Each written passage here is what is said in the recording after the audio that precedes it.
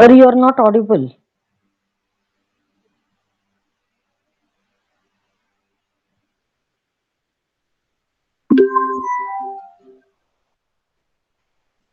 Hello.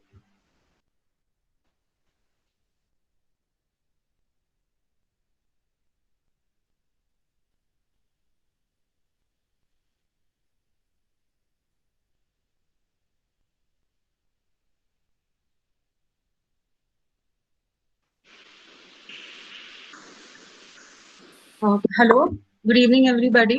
Today, in our fifth session, we begin.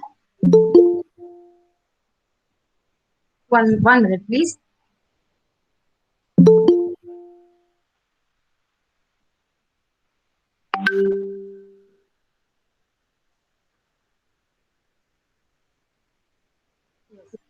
We begin with our heritage of interior designing in ancient India. And in our fifth session, we have the following topics to be covered. The elements of modern interior design used in ancient India, colors used in ancient India and their effect on aspects of interior design, significance of colors, significance of colors in mythology, significance of colors in Puranic myths, colors, and modern element paint in interior design. The interior designing principles and elements which include space, line, form, light, color, texture, and pattern. So I have used these images to depict the various, there is a painting here which tells us that all these elements were used in ancient times, and the ancient people had good knowledge of the various aspects of interior design, like the color, textures, then form, light, and the elements of modern interior design used in ancient India. Interior designers apply a set of design principles and elements in their work. These include space, color, line, form, light, texture, and pattern. So these are according to the modern standards. These must be used in balance to create a good design and achieve the desired result. If we think of the modern elements of interior designing, it is natural to wonder if people in ancient India were aesthetically inclined more than 2000 years ago. That is a question which might haunt most of us, whether all these things were there, or like we call ourselves modern, but did our ancestors, did the ancient Indians use any of these principles? So we might end up assuming that there was no beautification of furniture in use in ancient India. But surprisingly, this was not the case. If we look at the sculptures, pottery, and excavated remains of the findings of the past, we learn that all elements of modern interior design were in use in ancient India. Not only this, but even paints, which is something which we use synthetic paints. Most of the paints which are in use now are synthetic, but there was use of a variety of colors, and India was famous for its indigo production and indigo trade, which was at an international level. And India was very famous for for the export of indigo. Indigo was used in the countries like Egypt, even Japan used Indian indigo. This is in the ancient times. Vastu Shastra, the traditional Indian science of designing, was practiced meticulously throughout what was known as Brihad Bharat. So here is a map of Brihad Bharat, what is known as Brihad Bharat. So that includes India and the places which had influence of India, and places which were under the control, under the territory of some of the Indian kings at various times. Art and religion have always gone hand in hand, since religion has been a part and parcel of life of Indian people whose day began and ended with prayers. Fortunately, some great ancient temples, the cave temples of Ajanta and the carvings on these temples and stone carvings on other religious monuments have survived the ravages of time. These provide a treasure trove of information about the high standards of interior designing in the glorious past of India. Since temples and palaces of kings of any kingdom were the most beautiful structures of the land, we can judge the high quality of life and the wealth in ancient times in India. So the paintings or any of the sculpture on the various monuments tell us that a lot of interior designing was done, and there are scenes which have been painted in beautiful colors which speak about all this. Now the second image is of a map of the trade route and the territories where India had connections, other kingdoms with which India had connections in the past. Color. Colors have played a great role in beautification. This is evident from the cave paintings. The colors from natural dyes and the color schemes used were so pleasant and vibrant that even in the present they are a feast to the eye of the beholder. The dominant color used for painting exterior of the residences was white, procured from lime.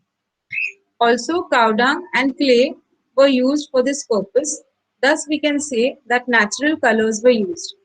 Surely, not just palaces, temples, but also the houses of the common people too were decorated as per the owner's status. The colors used were obtained from natural elements like extracts from plants and flowers, different color clays, shades from colored rocks.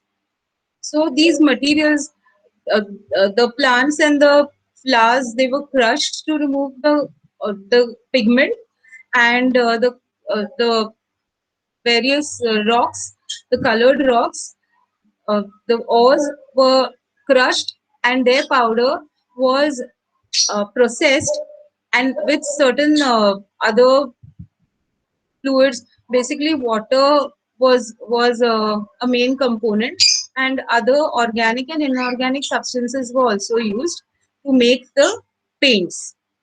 And then these were used on the various surfaces.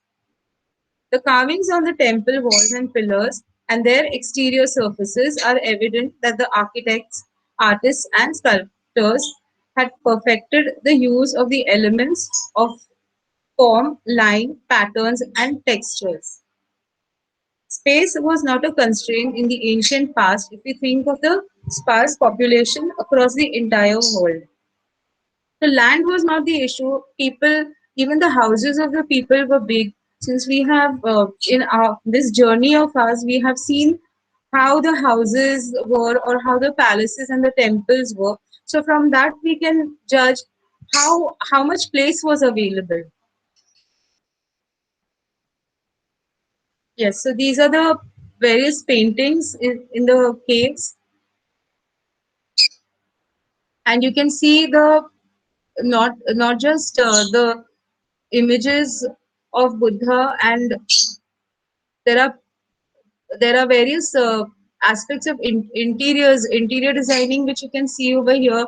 Like there is some furniture also which is present, which we will do later, like which we will continue with tomorrow. But these are the various parts. Like this is a scene from a palace. You can see women peeping out of a window. This is a mandap over here.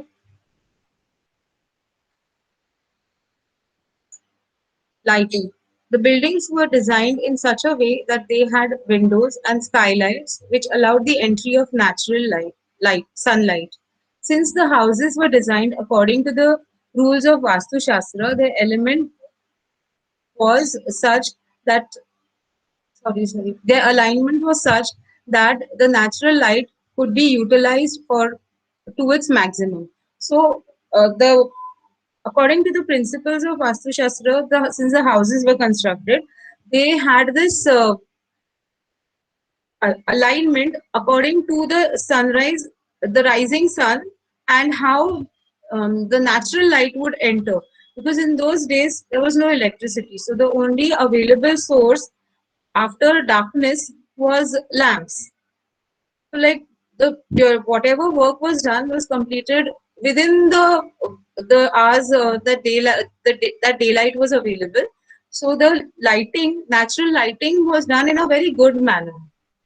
Moreover, the central courtyard would facilitate sunlight to reach all the rooms evenly.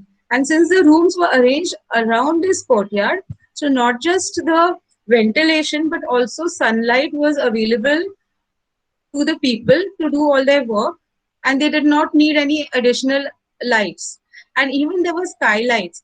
There are even today we can see in certain in the remote areas, or like how some houses have these specially designed roof tiles which are light, which have these sometimes they have certain sculptural aspect to it, with which they suppose like the creatures show that the mouth is open, so the light and the air will enter through that. Or there are glass now in use. Some the tiles, roof tiles, have glass, a single glass roof tile which is inserted between the other tiles. So that provides additional light. Moreover, since the central courtyard would facilitate sunlight to reach all the rooms evenly, since electricity is a comparatively recent invention, we can conclude that natural sunlight was very important, since all work would be completed before sunset. To light up the habitats, oil lamps of various sizes, shapes, and materials were in use. So the lamps, there is this image of this lady here with this lamp. Because it had a long central shaft, the light would spread evenly and at a greater distance. If you like see this little diya over here, that will illuminate just the area around it. But such lights helped in, and even this was a hanging light, hanging diya, and this would ensure that light fell all over. So it's like placed at a height. Texture. The surface finishing was done with extreme care and efforts in an age when manual labor was the only source of available energy. By this, we must think of the energy and the time spent on polishing the stones to get a mirror finish, as to achieve the same results with modern machines is time consuming. Mirror finished sculpture of the Yakshi at the Bihar Museum and many more such examples speak of the superior skills of the Indian craftsmen of the past. So, see here, we can see that the image of this monk is seen in the on the wall. So you can imagine how polished the surface of the stone was made. And for this, they did it manually. So that took in a lot of efforts to achieve this finesse in their work. It really was a lot of hard work. And here, this is the Yakshi's sculpture, which you can see the light falling on her. So that again speaks of how polished the surface was, how finely it was done, and what efforts went in getting these results. The above stated elements used in modern interior design were secondary factors. Primarily, more focused were the five elements of nature known as Pancha Mahabhutas. As stated in the epic of the Mahabharata, all things in the universe arise from Pancha Mahabhutas, are infinite. Living beings are also created from these five elements of nature. Movement, known as Gati, is a result of Vayu, the wind. So we have come across the Panchamahabhutas previously, and these are the five basic elements, and everything is composed of the five basic elements, and their various combinations. Colors used in ancient India and their effect on aspect of interior design. In India, beautiful painted remains can be found from prehistoric times, as in the cave paintings. These were probably done on many rock surfaces, but due to exposure from natural elements, they have not survived. So these, I'm speaking of those parts which must have been decorated on the exterior, whatever dwellings or the surfaces where the ancient people or the prehistoric people did these paintings. It must have got wiped off because that was exposed to the out to the nature, to the natural elements like rain, even wind, which causes a lot of erosion. Those which were done on rock surfaces in the caves were not exposed to harsh weather conditions and other destructive elements, which otherwise would have wiped them out too. So these prehistoric cave paintings have survived till today. And also the paintings, the cave paintings, which are about 2000 years old, those also are found. And like if we see them, you can see them quite clearly, and the colors are still intact. There's not really much damage done to all these paintings. Now, if we consider the paints which we use in our houses, after a few years or within a span of 2 3 years only, the color starts fading away.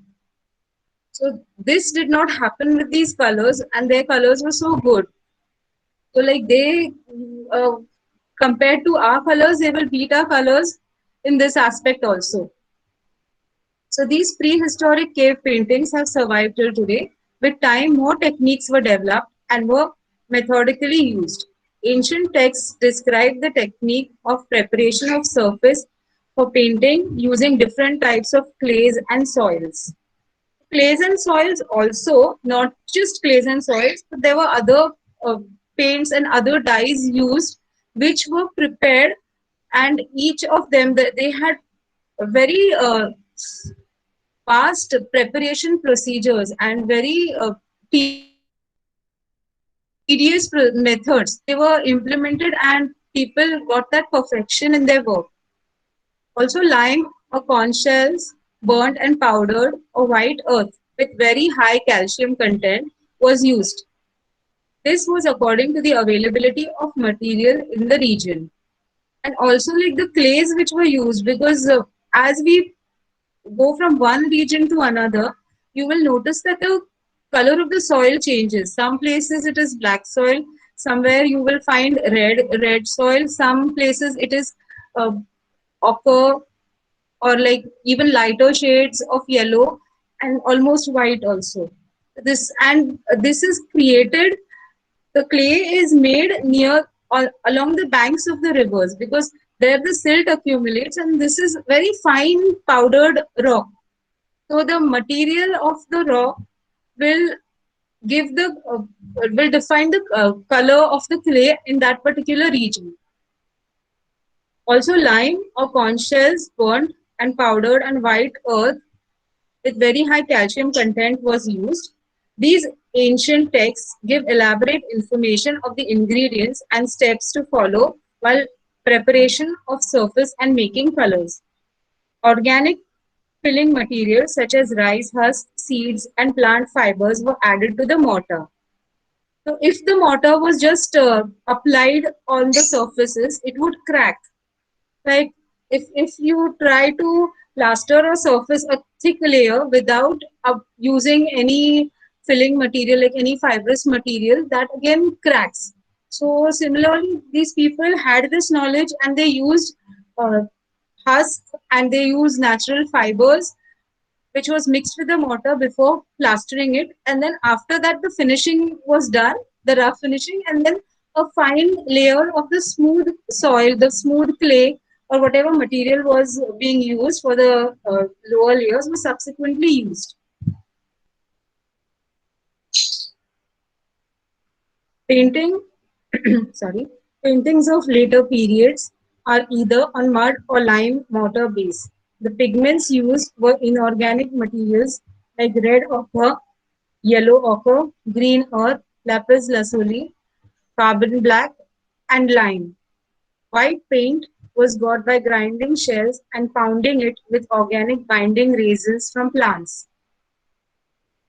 This very fine mixture was dissolved in boiling water. The recipe for the pigments in India from prehistoric times was so good and time tested that they did not change till the coming of the Mughals. Yes, and one thing I would like to add about the in addition to all these materials, as I spoke about clay before, so what was done that the clay was dissolved in water and the upper layer, like the fine material which floated in the water, that part was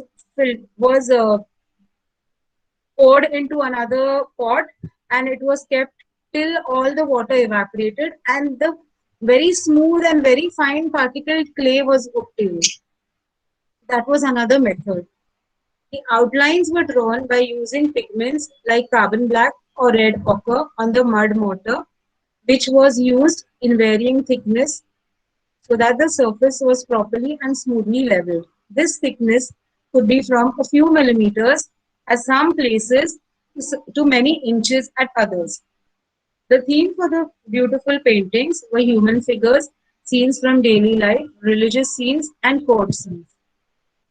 Like this image to the left has a palace scene in it. The theme of the beautiful paintings were all these human figures and these various aspects and geometric designs and animal figures. The Indian artists of ancient India were highly skilled. The paintings of Ajanta caves have three-dimensional effect. So it was not just just since though the surface is a 2D uh, surface, but the depiction was done in such a way that they got the perspectives also. Like the perspective view, like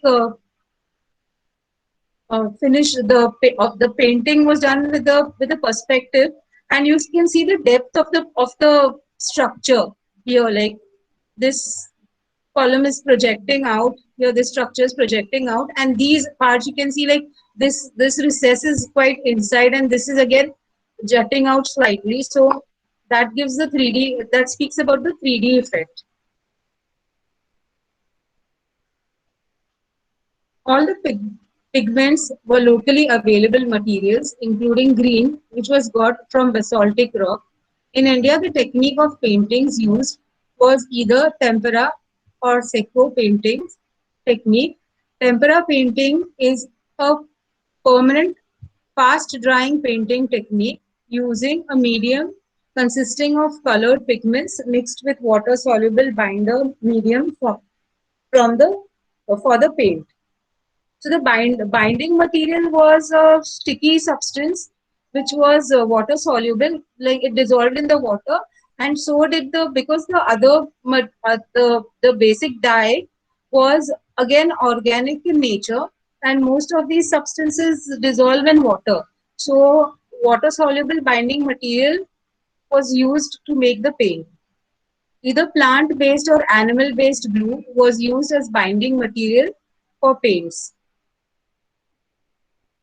Seco is also called lime painting technique. The plastered wall surface was soaked with slaked lime. Lime resistant pigments were applied swiftly before drying of the plaster. Now, what is lime resistant pigment? It is because see, lime is a calcium based substance. So anything will react with it very quickly. And so, sorry, the colors which were used had to be of that type that they did not change, the color did not change. Like if green was used, it should remain green, it shouldn't react with the lime and change its color and become something else, so that would spoil the painting. So so that is why the lime resistant pigments were used. So this was all tested properly and then done. So these methods had developed over a very long time. Vajralep glue was made from the decoctions of skins of animals, and keratinous material obtained from horns of animals was mixed with certain prescribed resinous plant extracts was used to cover the surface as protective coat. All these the animal skins would be boiled in water, and this process continued. Like making of this Vajralep glue was again a lengthy procedure, because that was the finishing coat material which would protect the underlying paint. That is how these paintings have survived even till today. Significance of colors. Colors, use of only 6 colors with their different hues was permitted, which are as follows and can create a good color combination by deriving lighter shades. The basic colors were white, black, blue, red, and yellow, while the basic colors from these other colors were obtained by combining a combination of 2 or more colors. So using these basic colors, that is the primary colors, some primary colors were used to make the secondary and the tertiary colors, like how it is even today. But then the material used for making these colors in ancient times was different than what is used today. White depicts laughter, yellow supernatural, red fury and deep red heroism, blue repulsion, and grey pathetic. These were the symbolic meanings of these colors.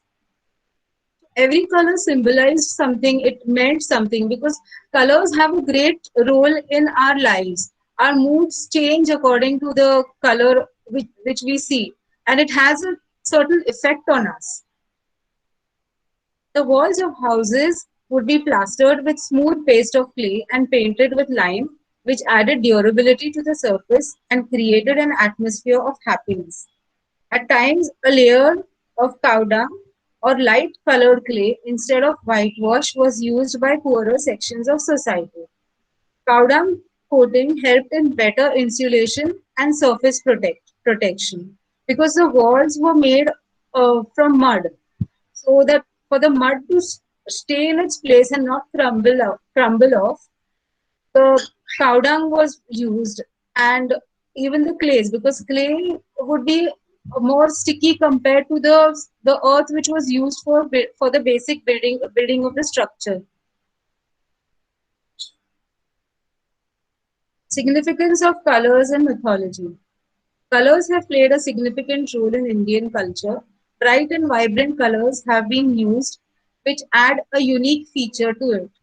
The gods in the Puranas have assumed traditional forms and have distinct symbols and colors associated with each of them. Among the Trimurti, that is Brahma, Vishnu, and Shiva, Brahma is associated with white color, and we see him seated his asan, that is his seat, is a white lotus. Even generally, the garments worn by Brahma are white. Vishnu is depicted with blue and Shiva with black. Now, speaking of Vishnu, speaking of Shiva, we can say like Shiva is called Nilkantha because of the during the Samudra Manthan, whatever poison came from, because the mountain was used for churning. Meru mountain was used, and Vasuki, the snake, was used as the cord for for the churning purpose. So as the devas and the asuras tugged at this, from the mouth of the serpent, a lot of poison was released, and now the issue was who would drink it. So Shiva volunteered to drink that, and he held it in his throat, and because of that, he got the color blue. And if we speak of Vishnu, who is also shown as a, a blue color deity, that is because he is associated with the cosmic ocean in which he is believed to be. sleeping. So that is why he gets the blue color, and that speaks about his powers, his infinite powers also. Indra depicted as a man wearing white and riding a white elephant named Airavat. So all the deities are associated with some color or some form which or some flower which they like, and that is how they are again identified. Like the uh, iconographic form is identified with the help of all these various aspects. Surya is shown as a man having red complexion, seated on a red lotus in a golden chariot drawn by seven horses, whose who represent the seven colors: yellow, orange, red, violet, indigo, blue, and green. So the sun god, that is Surya, is because he provides light to everyone, and at sunrise, we if we see the sky turned orange, and the sphere of the sun is almost red.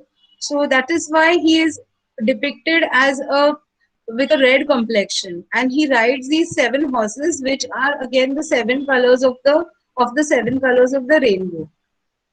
Agni has a red complexion and rides a blue ram. So here, this is Surya here in his chariot drawn by seven horses. Unfortunately, this doesn't have the various colors, because like the colors, the images available are different than what we read from the texts. And this is uh, this is Indra sitting on his Airavat, who is white, and this is Agni on a blue ram. Then Vayu, also known as Pavan, has a white complexion, so he is fair, very fair, and is dressed in blue attire. Again, I couldn't get an image with Vayu having a blue, wearing any blue garments.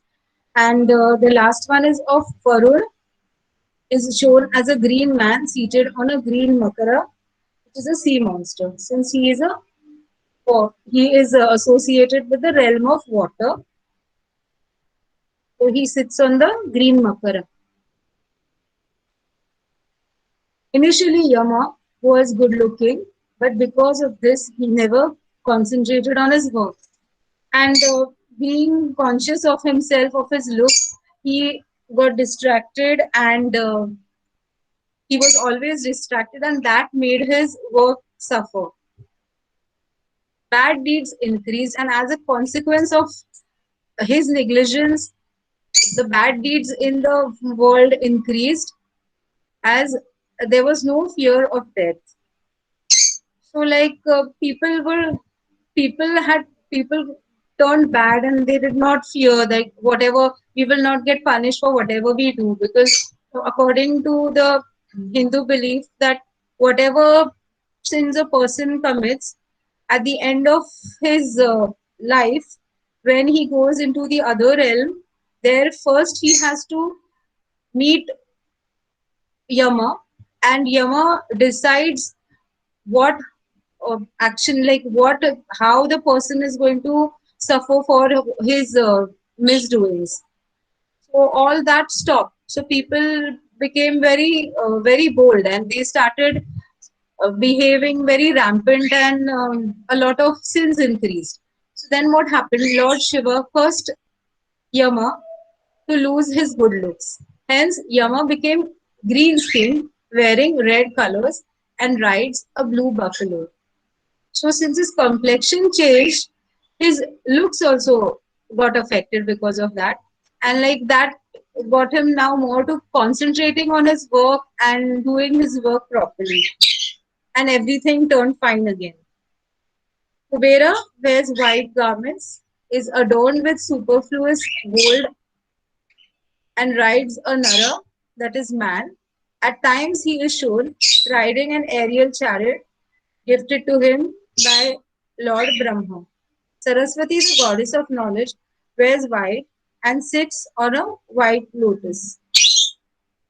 Goddess Lakshmi is shown sitting or standing on a red lotus and wears red garments and adorned with gold. Goddess Kali has a black complexion and gets her name from this color. So, because Goddess Kali has a black complexion, she is called Kali.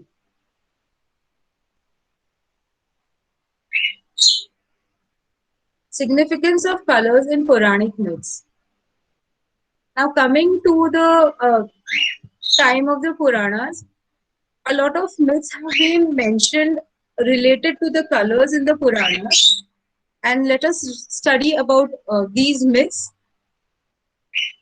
Colors played a significant role in our colors play a significant role in our lives. Certain colors affect our emotions and thoughts. Some are stimulating while some depressing. Based on the effects of colors, certain religious myths have evolved. In ancient times in India, a lot of restriction on the colors worn while performing rituals were observed. Colors of garments differed according to the worship of deities. During Diwali, on the day of Yamadvitiya, which is also known as Bhai Dooj in Hindi, and in Marathi it is called Bhau Beej. So on this day, there was a practice of worshipping Brahma, Vishnu, Rudra, and Saraswati under the Odumbar tree, wearing white garments. Sorry. Yeah. So here, this is the Odumbar tree.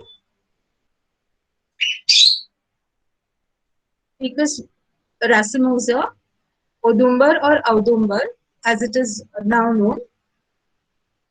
Goddess Lalita, also known as Tripura Sundari, is an incarnation of Goddess Durga. During her worship, it was instructed that men should wear yellow garments and women, this included all women, married as well as widows, should wear red. This is stated in the Matsya Puran.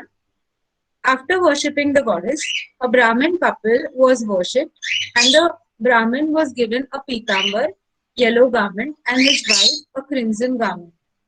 These gifts were given as there was a belief that the ritual would not be completed without gifting garments. Garments of blue or black color were forbidden to be worn during worship or at other religious functions. The Kurma Puran forbid Brahmins from wearing neel, which is blue, and red garments. This was during the worship, not as a on other occasions. It was not a general rule, but specifically for the time when a person was performing his religious duties. The Kurma Puran forbids Brahmins from wearing neel and red garments.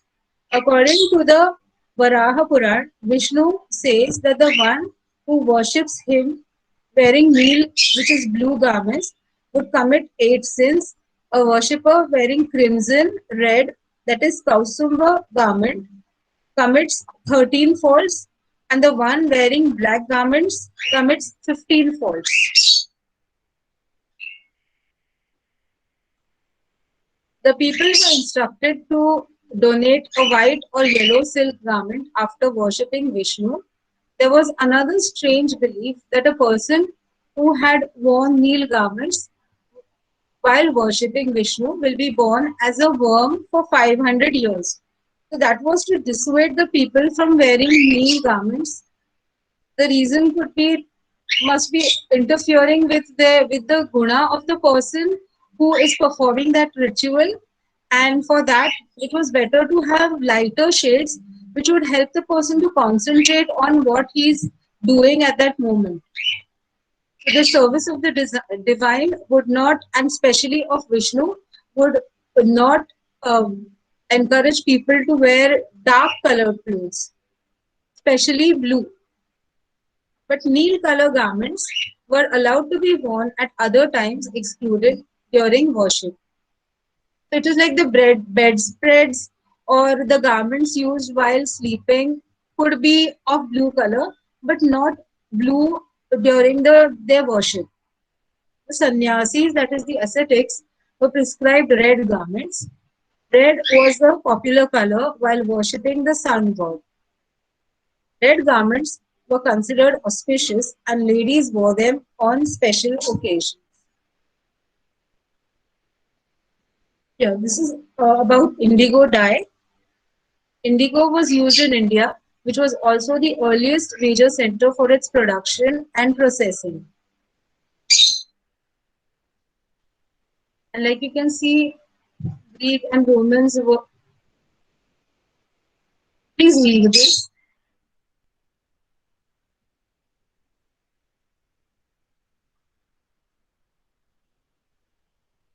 Yes. Colors. Red is used in most religious and sacred occasions like marriages, childbirth, festivals, etc. This color represents fertility and also signifies Shakti or energy. Goddess Durga is associated with the color red and is often seen in a red sari.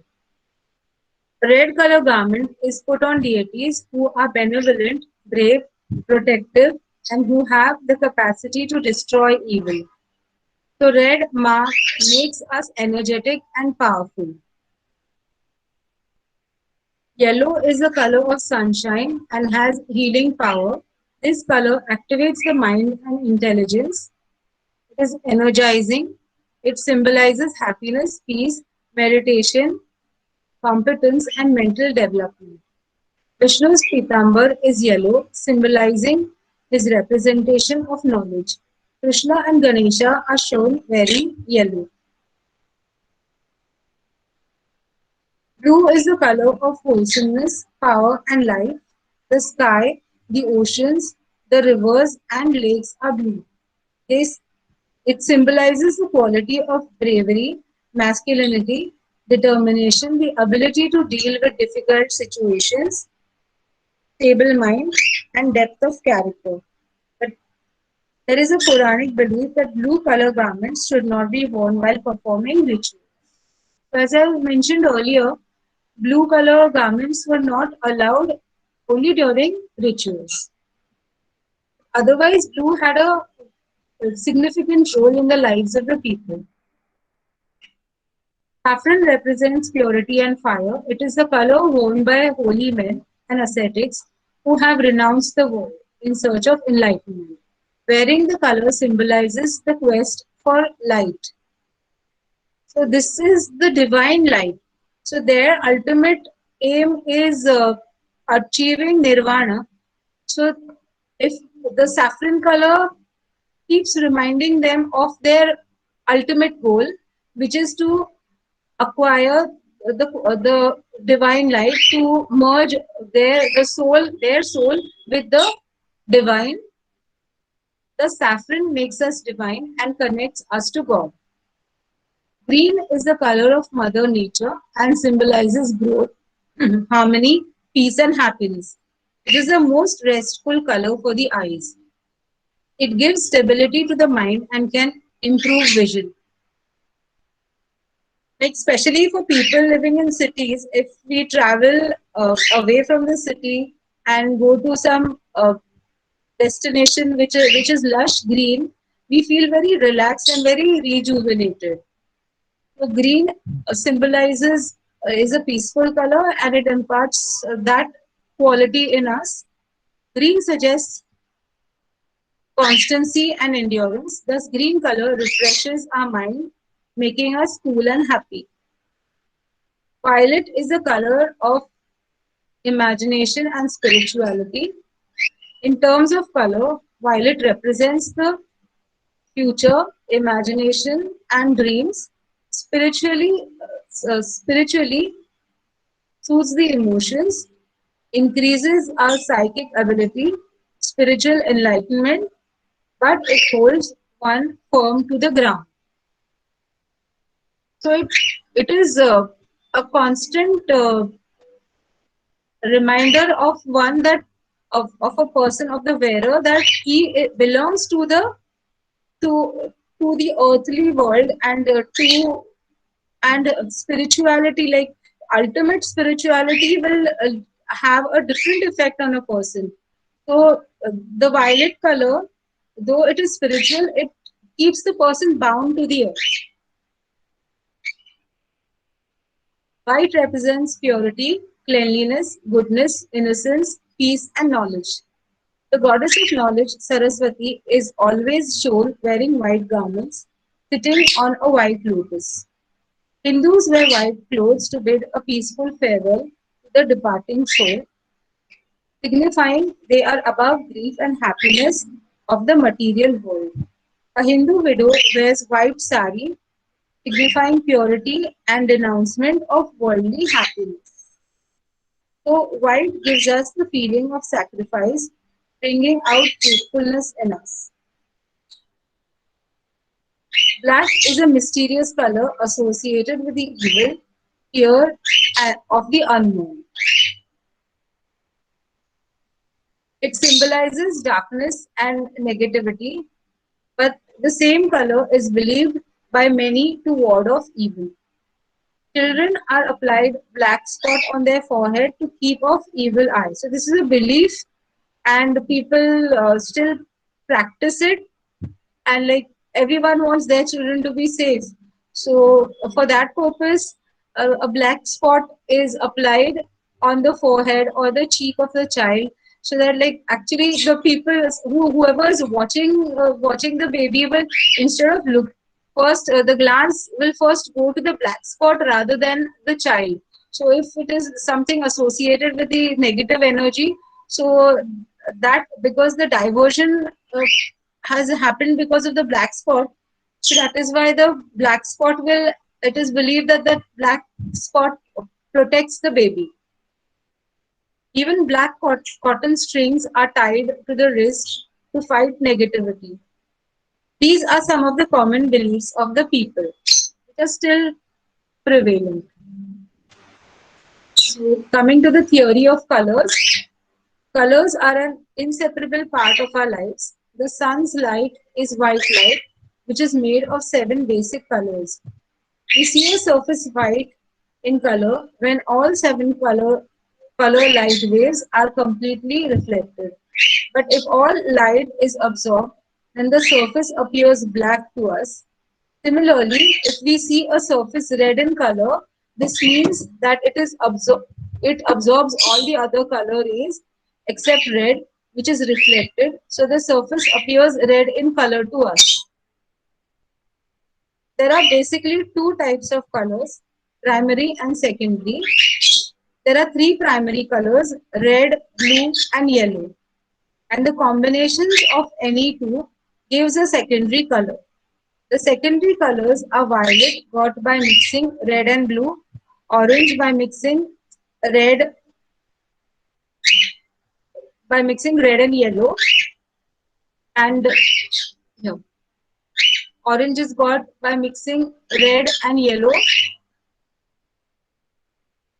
and green got by mixing blue and yellow. And this is violet, got from the combination of red and blue. So that is how the primary colors give rise to the secondary colors. And from these, then we get the tertiary colors with the various combinations.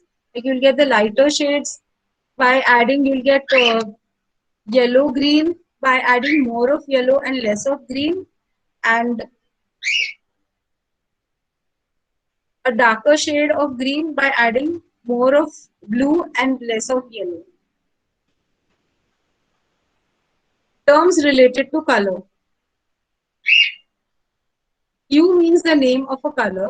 Example, red, blue. So red, blue, or green, these are the hues of that particular color. Value is the amount of lightness or darkness of a color by adding white or black to any color. So if you want a darker shade, if you want the value of the color to increase, then you add more of black, and if you wanted to reduce to make it lighter, then you add white. Intensity or chroma is the brightness or dullness of a color. Intensity can be reduced by adding its complementary color in desired quantity to make the color softer. Tint or tone is a shade of a color closer to white. This means the more of white color added to any color, the lighter its tone or the tint. Harmonious colors are those which are next to each other on the color wheel. Green and yellow are harmonious with each other. So here I've put the example just of green and yellow. You could even say yellow and orange. These are harmonious.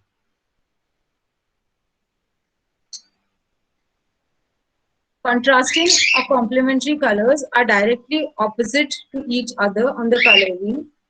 Red and green, blue and orange are complementary colors. Paints. Paints are the coatings of fluids applied to a surface like wall, ceiling, wood or metal. Paints are applied to protect the surfaces and to add beauty and finish to a surface. A good paint should be able to spread or cover a surface in minimum quantity. This means it should have good spreading capacity, should be cheap and economical, and should be able to dry fast and stay on a surface for a long time. There are various types of paints depending on the surface to be applied to. Some of them are anti-corrosive paint, oil paint, emulsion paint, plastic paint, and distempers. So this is speaking of the colors in our present times. Now in the ancient times, what was used?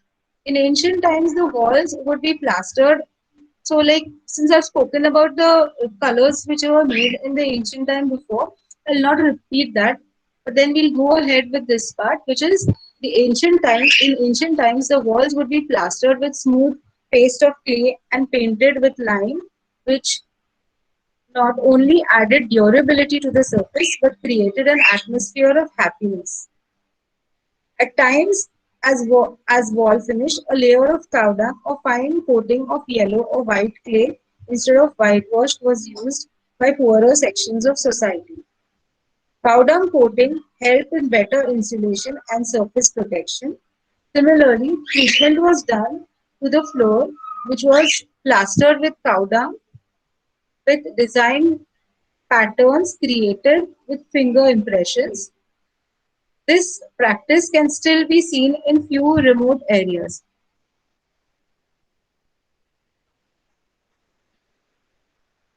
So this is of the present times. These two ladies are applying the coating. They are giving a coating to the wall. So it's like a plaster, natural plaster which they are applying of mud. And this is cow dung which this lady is applying here. And if you see in this image right at the top, you can see a few of these twigs jutting out. So this is a hut which is made from these twigs, and then mud is used to plaster it, and on top of it a layer of clay or this brown material which is known as geru in Indian languages, that is used, and then on top of that the painting is done. This is of a Varli house. So the painting is done with the help of lime.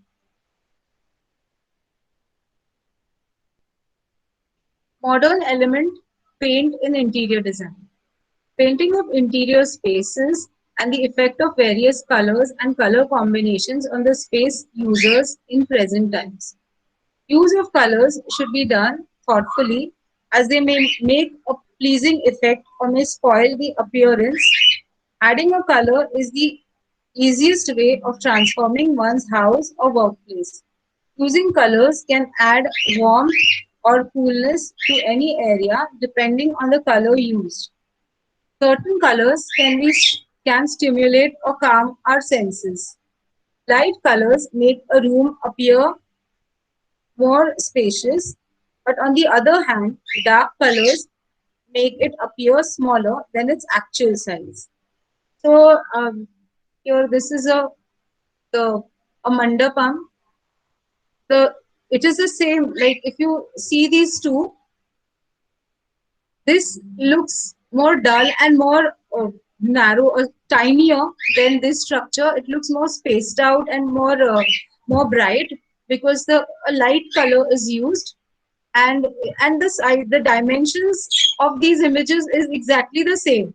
But this seems the one to the left seems more a little smaller than the one to the right. That is because of the effect of the colors. Pastel colors are more relaxing and brighter colors are more stimulating.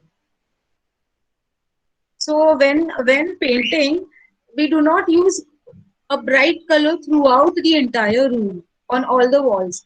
Either just a section of it is painted bright, or just one wall is painted white and bright, and the other walls some lighter color is used, which is either contrasting or a complementary color, and that will help to reduce the effect.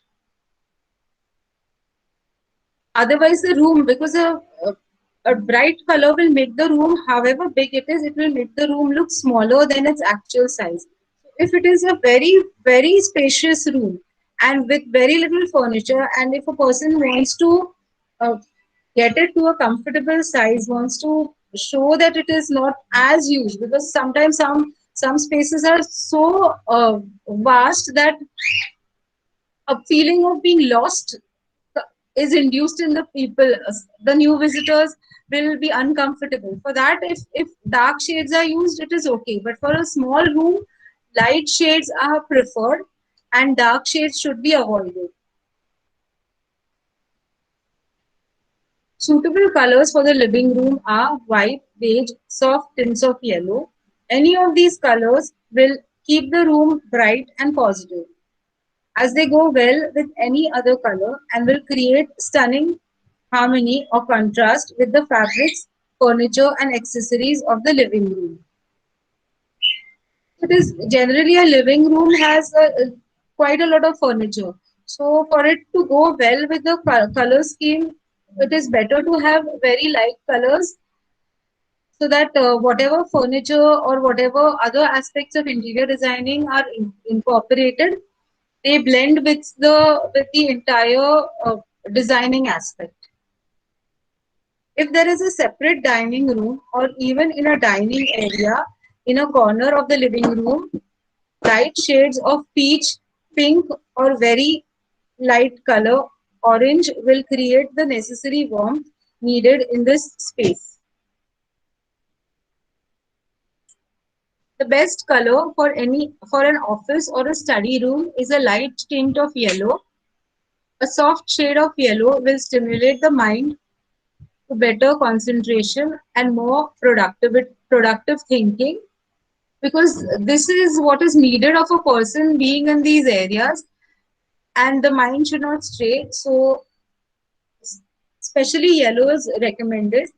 Also green could be used as it is a cool color and will create a calming effect, or green objects like plants added will bring cheer and life to the room. So it is not always possible, and it's not always appealing to have green throughout the room if it is used in a slightly darker shade. So it is advisable to have plants. You would have the walls painted white or any other light color, but adding plants to your interior will give that desired effect of the greenery being there, and it will help to soothe and calm the mind, and the person working or studying can concentrate on his work better. Kitchen is the area where the fire element is active. So yellow, saffron are good, only they should be used in light shades. So you cannot have your kitchen bright red or bright saffron or like bright yellow. So a certain aspect of these colors, certain artifacts or certain objects in the kitchen of yellow or saffron color, if added, will create that necessary warmth and it will give the kitchen a good look. Some bright red, yellow, or orange accessories, as per liking of users, like a vase or some crockery, will create a striking effect. Shades of blue or aquamarine suit the bathroom, like this, something like this. Even light blue is a good color for the bathroom. For the master bedroom, light coral orange or light pink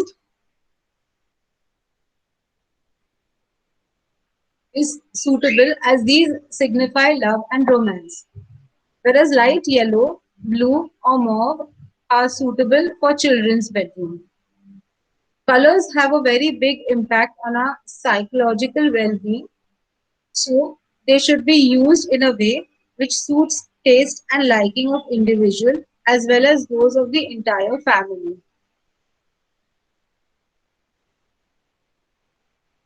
Thank you.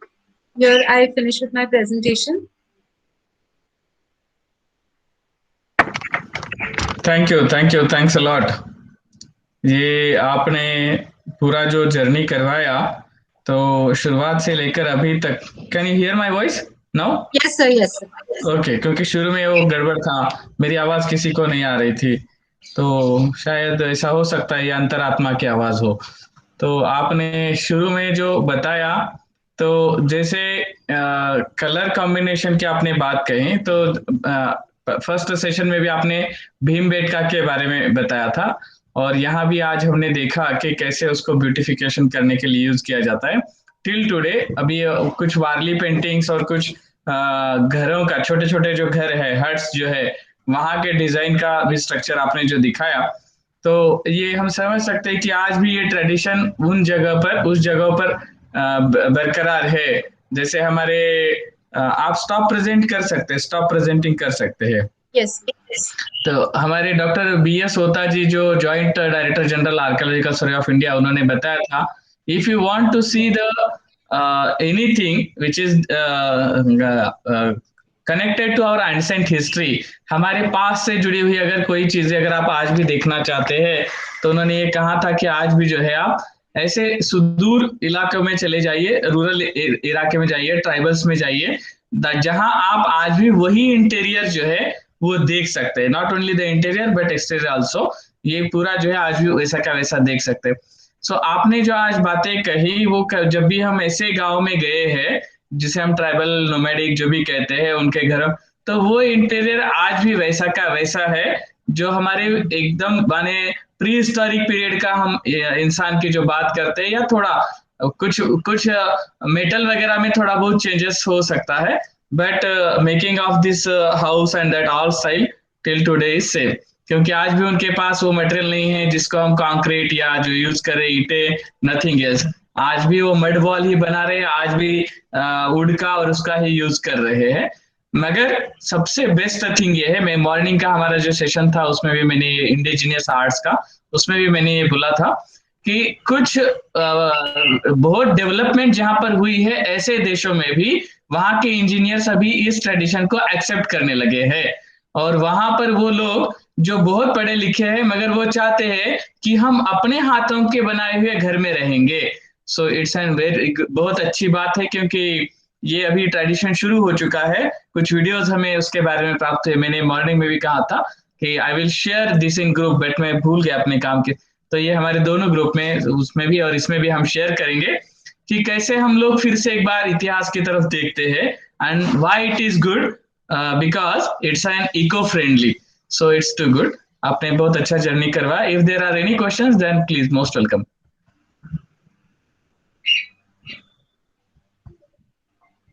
किसी को अगर कुछ सवाल है तो जरूर पूछ सकते हैं। हाँ, yes Chetna ji, yes please. Namaste. Ma'am, thank you for this very informative session. I Yes. just wanted to know, in the first class you had mentioned about Indus Valley houses. Yeah. and them being very bare. Today, while you were telling about the paintings, it just occurred to me, is it possible that over a period of time, whatever decorations they have done, after all, it is almost 2000 years, right? Yeah. They might have just gone or disappeared or something like that. Sorry, could you just repeat the last part of your question? Is it possible Yeah. that the Indus Valley houses were actually decorated, but they, it is so many years, so they might have gone, Yeah. is it possible is what I'm asking.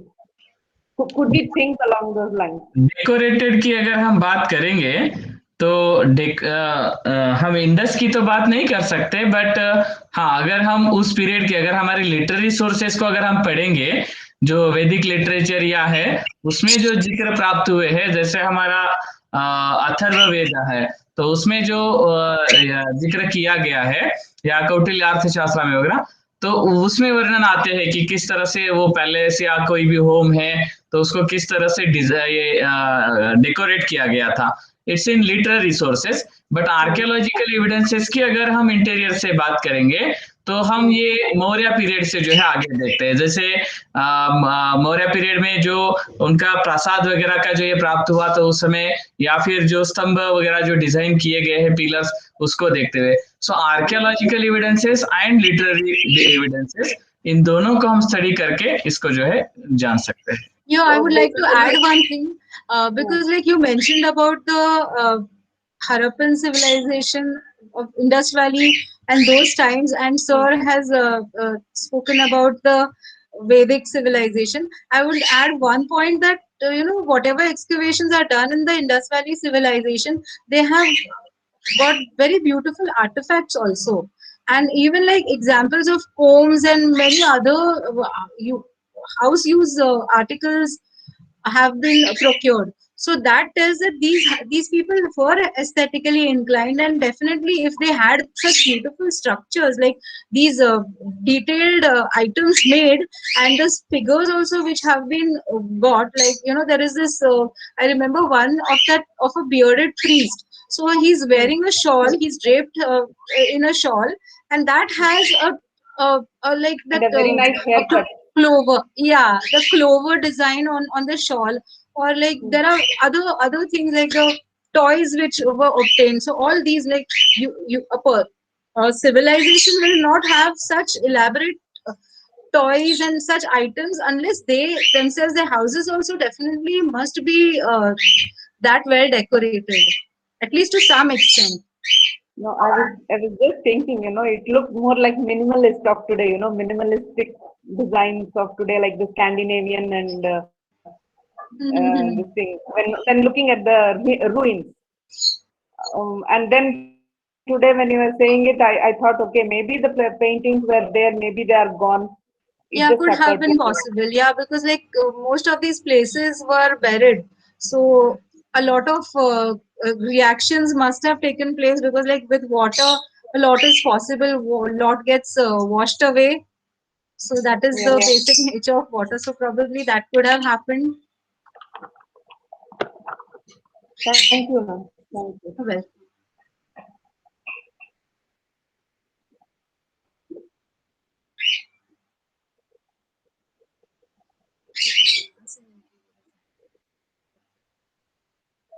yes, Medha Dubey ji has asked about use of glass in interior designing.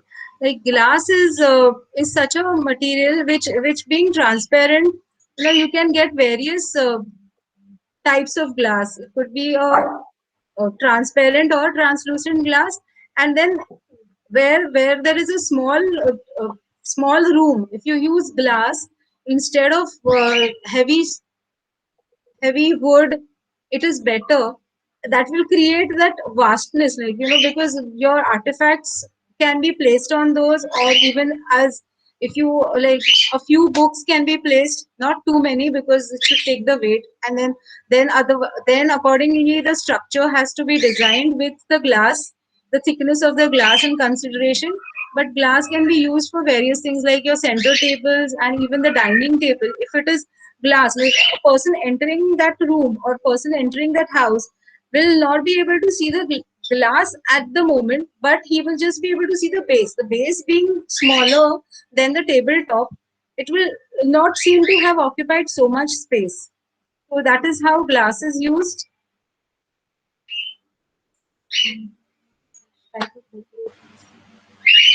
Yes, Vikram ji. नमस्कार sir, नमस्कार ma'am. Ma'am एक question था कल के lecture से, आज के lecture से नहीं है। हाँ कल सर। आपने कहा था जो स्वास्तिक है वो क्लॉकवाइज होता है, हाँ। बट हम बहुत से बुद्धिज्म और जैनिज्म में उसे एंटी क्लॉकवाइज देखते हैं। हाँ। तो उसमें कंफ्यूजन है कि क्या जो एंटी क्लॉकवाइज है बुद्धिज्म और जैनिज्म का है और जो क्लॉकवाइज है वो हिंदुइज्म का है, या हम दोनों तरह से तीनों रिलीजन्स में क्लॉकवाइज है, क्लॉकवाइज भी यूज करते हैं, और एक्सक्लूसिवली जैनिज्म एंड बुद्धिज्म में एंटी क्लॉकवाइज भी यूज कर सकते हैं। उसके अलग अलग मायने हैं। हिंदुइज्म में बस क्लॉकवाइज को ही यूज किया जाता है। मैम उसके एंटी क्लॉकवाइज के क्या मायने हैं? Anti-clockwise, right now, sir, I will not be able to give you the answer, but can I tell you in tomorrow's session? Oh, sure. Why not? I will surely speak about it. And I think it was you who had asked about the Odumbar wood. So, like, that is why I put that image today. If you have noticed that, you had asked about the Odumbar wood, I think. Yes, and yes, Odumbar district, yeah. So that Odumbar is Odumbar का फिर उन्होंने एक नाम दिया था, फिर मैंने वो सर्च किया था, तब वो क्लियर हो गया था। Okay. Thank you, ma'am. So I will definitely tell you about this. Whether it would be in the morning session or in the evening session, there would be 2 sessions tomorrow. Tomorrow there will be 2 sessions. I'm very sorry to say. One is at our 1 o'clock at afternoon, 1 to 2, and then another is at evening 7 to 8 as usual today. I will send the message in our group also. Ma'am, is it okay? Yes, sir. 1 to 2 and 7 to 8. Yes. Thank you. Thanks a lot. Thank you. Yeah. Yes. And with the kind permission of all of you, now we stop here today's session. Thank you. Good night to all. Thank you. Good night. Good night. Thank you, sir. Thank you, ma'am.